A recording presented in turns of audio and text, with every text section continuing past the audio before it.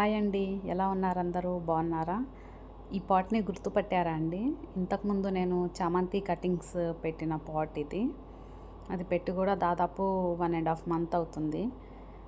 చక్కగా నాటుకున్నాయి, చూసారా ఎంత చక్కగా నాటుకున్నాయో. ఇప్పుడు మళ్ళీ వీటిని ఎందుకు చూపిస్తున్నాను అంటే ఇవి కొంచెం పొడవు పెరిగాయండి. సో వీటిని మనం మళ్ళీ పించ్ చేసుకుంటే గుబురుగా తయారవుతుంది. అలాగే ఆ పించ్ చేసిన కొమ్మలు కూడా మనం ఇంకొక మొక్కగా తయారు చేసుకోవచ్చు. సో అందుకే ఇలా పించ్ చేస్తున్నాను. అండ్ ఈ స్టెమ్స్‌ని మళ్ళీ నేను ఒక గ్లాస్‌లో పెట్టానండి. లాస్ట్‌లో అది కూడా యాడ్ చేస్తాను చూడండి.